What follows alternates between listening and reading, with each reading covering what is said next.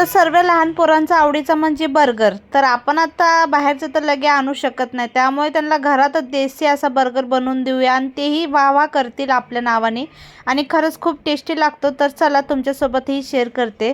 तर सर्वात पहिलं तर मी आता आपलं बटाटे आणि मटर हे शिजवायला ठेवलेले.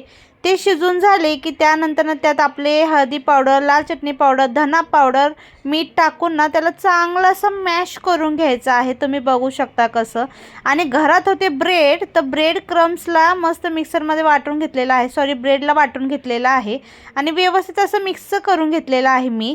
आणि आता चला एका पॅनमध्ये टाकून देऊया आपण तेल आणि मस्त त्याला टिक्कीच्या साईजमध्ये करून आणि मस्त त्याला फ्राय करून घेऊया. आणि खरं सांगते इतकं मस्त लागलेला ना, बाहेरचं अनहेल्दी देण्यापेक्षा आपलं घरातलं दिलेलं सर्वात मस्त बघा. तर आता बघू शकता छान अशी मी टिक्की बनवून घेत आहे.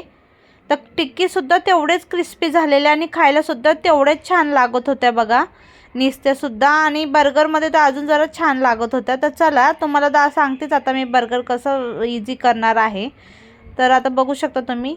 आता सर्वात पहिलं तर मी पाव आणलेले आपले बाहेरून बेकरीतून. ते मला बर्गरचे भेटलेले नव्हते, त्यामुळे मी साधेच पाव आणलेले. आणि कारण की मयंकला तर हे असल्या गोष्टी लईच आवडतात.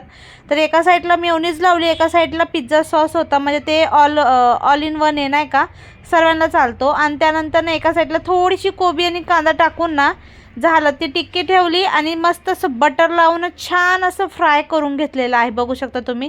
मी तर छान 2 खाल्ले, पोरांनी पण 2-2 खाल्लेले. इतके मस्त झालेलं आणि पोरांना तर खूपच आवडला. व्हिडिओ कसा वाटला नक्की सांगा. आवडला तर लाईक करा. Bye, take care.